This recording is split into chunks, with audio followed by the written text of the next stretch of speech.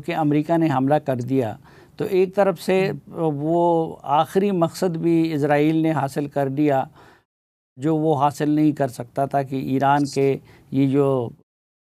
3 sites تھے ایٹمی ان کو ہٹ کریں، وہ ان کے لیے امریکہ نے ہٹ کر لیا۔ تو ایک لحاظ سے مقاصد پورے ہونے کے بعد اب عقل تقاضا کرتی ہے کہ جنگ بند ہو۔ دوسری طرف یہ امکان ہے کہ اب جب کہ امریکہ بھی دخیل ہو گیا تو یہ جنگ مزید پھیلے گا۔ آپ کا اندازہ کیا ہے کہ اس کے بعد یہ جنگ مزید پھیلے گا یا کہ ختم ہو جائے گا؟ دیکھیں، سب سے پہلے تو یہ چیز آئی تھنک کلیریفائی کرنی چاہیے کہ اس کے اوپر دا جوری اسٹل آؤٹ دیئر کہ ان کے مقاصد پوری طرح اچیو ہوئے کہ نہیں ہوئے، بیکاز یہاں پہ کافی زیادہ رپورٹنگ ہو رہی ہے کہ فردوں میں فار انسٹنس انہوں نے اٹیک ضرور کیا، لیکن کیا وہ اتنے ڈیپ جا سکے جہاں پہ وہ جو ڈیمیج سپرفیشل ڈیمیج کے علاوہ کچھ کر سکے کہ نہیں کر سکے۔ سو دی جوری اسٹل آؤٹ دیئر۔ اصفہان اور قناط میں تو آبویسلی پہلے بھی آئی تھنک اٹیک ہو چکا تھا۔ اب آپ کا یہ جو سوال ہے کہ جی کیا جنگ یہاں ختم ہو جائے گی یا پھیلے گی، دیکھیں اگر آپ یہ سمجھیں، لیٹس اسیوم کہ ایران اس وقت فرینکلی اسپیکنگ بہت سارا ڈپینڈ کرے گا کہ ایران اس کو آف ریمپ کی آپشن لینا چاہتا ہے کسی قسم کی، whether they think کہ ان کے لیے یہ as a nation, as a sovereign nation یہ پاسبل ہے کہ وہ اس کے بعد پھر بھی نیگوسیشن ٹیبل پہ چلے جائیں، بیکاز جیسے کہ ایرانین فارن منسٹر نے بڑی خوبی سے یہ یورپین یونین کے پیغام کو کہ اب آپ نیگوسیٹنگ ٹیبل پہ واپس آ جائیں، یہ کہا انہوں نے، کہا ہم تو نیگوسیٹنگ ٹیبل پہ سے ہٹے ہی نہیں تھے، تو ہم کون سی ٹیبل پہ واپس آ جائیں، ہم تو we always remained on the negotiating table until we started being unilaterally hit۔ سو اگر تو وہ آف ریمپ آپشن فوراً دیکھتے ہیں، جو کہ یو ایس ان کو کہہ رہے ہیں کہ اب اس کے بعد پیس ہو جائے گا، یہ بالکل ایک ریپیٹ ہو رہا ہے جو کہ عراق میں ہوا تھا۔ اگر آپ وہ پلیئرز دیکھ لیں جو کہ اس وقت یو ایس کو اسکیلیٹ کرنے کے لیے کہتے ہیں، اس میں سب سے پہلے اس وقت بھی نتنیاہو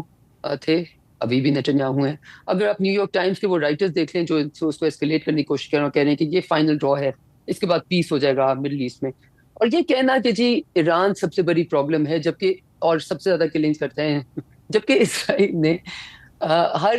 طرح سے پوری دنیا میں اپنا جال of chaos and killing and bloodshed and unilateralism پھیلایا ہے with impunity is kind of interesting and odd۔ تو اس وقت what will happen I think no one can say۔ there is every chance کہ یہ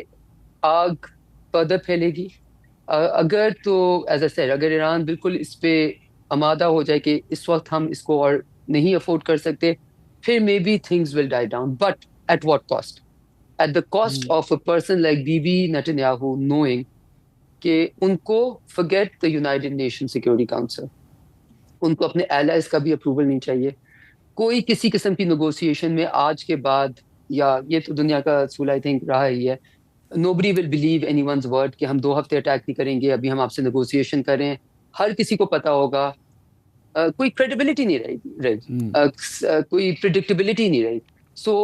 اس وقت میرے نظر میں اس کا جو ایک اور امپیکٹ ہوگا وہ یہ ہوگا کہ لوگ جنگی جنون کو اور اپنے آپ کو ویپنائز کرنے کے لیے کی طرف بہت تیزی سے بھاگیں گے۔ اور ایک اور لیسن جو ڈرا کیا جا رہا ہے وہ یہ کیا جا رہا ہے کہ جبکہ IAEA نے بھی کہا کہ ایران کا ہمیں اس وقت کوئی خطرہ نہیں ہے کہ وہ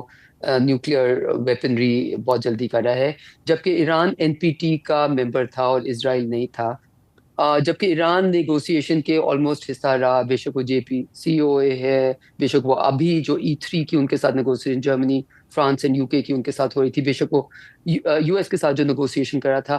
اگر وہ نیگوسیشن کے حصے رہے اور دنیا کے ساتھ انگیج کرتے رہے تو ان کو جواب یونیلیٹرل اسٹرائکس کا ملا، اور نارتھ کوریا جیسا ملک جس نے انگیجمنٹ کے بغیر، اور اسرائیل جیسا ملک جس نے انگیجمنٹ کے بغیر اپنا آپ کو ایک نیوکلیئر پاور بنا لیا، تو جو ملک اس وقت اس طرف دیکھ رہا ہے ان کو لیسن وہ یہ ڈرا کریں گے کہ run towards acquiring weaponry rather than wait for negotiated solutions or for international law to come and protect you۔ اچھا، آپ کو کیا لگتا ہے کہ امریکہ اور اسرائیل کا مقصد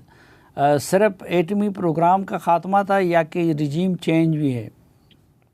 دیکھیں اگین اس میں مجھے لگنا از لیس امپورٹنٹ، اور وہ کیا کہہ رہے ہیں از ویری امپورٹنٹ، رائٹ؟ اور آپ نے دیکھا ہے کہ نیتن تو کیٹیگوریکلی رجیم چینج کی بات کر رہے ہیں، اور پھر آپ نے دیکھا ہے کہ پریزیڈنٹ ٹرمپ نے بھی اس کے اوپر انڈیکیشنز دی ہیں کہ ابھی نہیں، پھر دیکھیں گے، لیکن that is obviously possibility and this has been a long term کہتے ہیں نا دیرینہ خواہش رہی ہے. اور ہم تو کچھ بھی نہیں سیکھتے، کیونکہ ہم نے افغانستان میں رجیم چینج کر کے نہیں سیکھا، ہم نے عراق میں رجیم چینج کر کے نہیں سیکھا، ہم نے لیبیا میں رجیم چینج کر کے نہیں سیکھا، اب ہم سیریا میں رجیم چینج کر کے بھی نہیں سیکھ رہے، اس کے تو ابھی اثرات ہمیں پتہ نہیں چلیں گے. سو ہم نے کیا کیا جی، ہم نے پچھلے 20 سال میں ایک کے بعد دوسری انٹرونشن یا جنگ کی ہے، یونیلیٹرلی کی ہے، کوئی ایز اے گروپ کی ہے. سیکورٹی کاؤنسل نے صرف آتھرائز کی تھی افغانستان کے اوپر،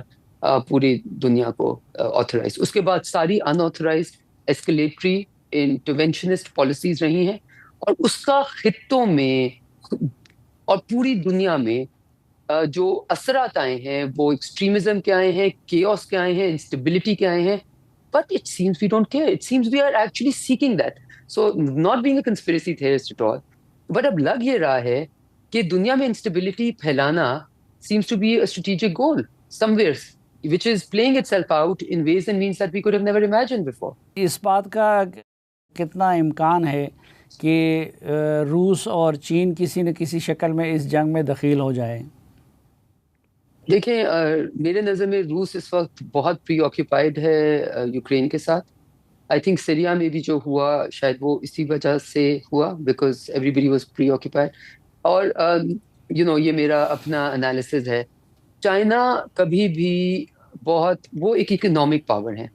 ان کو پوری خطے میں، پوری دنیا میں اسٹیبلٹی چاہیے، کیونکہ ان کا جو اس وقت تک رائز ہے وہ on the basis of technological power, economic power ہے. اور وہ کبھی بھی بہت جیسے ہوتا ہے نا کہ سامنے آ کے سپورٹ، اس وقت میں ابھی اسٹیٹمنٹس دیکھ رہی تھی، تو اس وقت تک مجھے کوئی ایسی اسٹیٹمنٹ نہیں نظر آئی جس میں کسی نے یہ کہا ہو کہ ہم پوری طرح ملیٹریلی، ایونچولی جہاں پہ سپورٹ چاہیے وہاں پہ شاید اس وقت کوئی اس فریم میں نہیں ہے کہ وہ اس قسم کی سپورٹ سامنے آ کے دے سکے. یہ جو ڈونلڈ ٹرمپ صاحب ہیں، یہ کہا کرتے تھے کہ میں جنگوں کا خاتمہ کروں گا، اور جب پاک انڈیا کی جنگ بندی کرائی تو ہمارے وزیر اعظم نے ان کو مین آف پیس بھی کہا، لیکن وہ دوسری طرف کیوں چل پڑے؟ آپ نے میں نے آپ سے شیئر بھی کی تھی پہلے بھی، American policy, U S foreign policy and the Israel lobby. Mearsheimer جو کہ شکاگو یونیورسٹی کے ایک پروفیسر ہیں، انہوں نے، مرشمر اور ایک اور صاحب ہیں جو کہ آئی تھنک ہارورڈ یونیورسٹی کے پروفیسر، انہوں نے یہ کتاب آج سے 20-25 سال پہلے لکھی تھی، اور وہ بہت دیر یہ کتاب پبلش نہیں کرا سکے. آئی تھنک آج بھی اس کتاب میں جو آپ نے مجھ سے سوال پوچھا اس کا جواب ہے کہ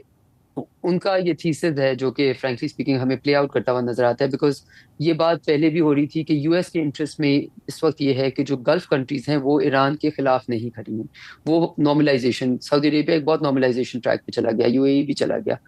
دے سیک نارملائزیشن بیکاز وہ سارے اکنامکس نارملسی چاہتے ہیں. ایک ان کی پالیسی ہے اور ایک بی بی نیتن کی پالیسی ہے. اور کیا امریکہ کو انٹرسٹ میں یہ ہے کہ وہ صرف اسرائیل کو جو اس کے انٹرسٹ میں لگتا ہے، جو کہ اسرائیل کے بھی اپنے انٹرسٹ میں نہیں ہے، وہ پالیسی پرسو کرے، یا وہ پالیسی پرسو کرے جو خطے کو اپنی انٹرسٹ میں لگتا ہے اور جو امریکہ کے بھی انٹرسٹ میں ہے. سو آپ دیکھیں کہ جب بھی یہ چوائسیز آئیں امریکہ کے پاس ان دا لاسٹ 10 اور سو 20 ایئرز میں بھی، پریزیڈنٹ نکسن کے وقت میں بہت مختلف حالات ہیں. انہوں نے کتاب میں بھی اپنی بات کی about 2 state solution, about Israeli against Israeli settlements et cetera. تو اب بھی اس وقت جہاں یو ایس کھڑا ہے، وہاں پہ جو ان کی کتاب کا تھیسس تھا کہ یو ایس اپنے انٹرسٹ کے لیے نہیں بلکہ ان اسرائیل کے what is perceived interest of Israel imposed on the U S کے پیچھے پالیسی بناتا ہے.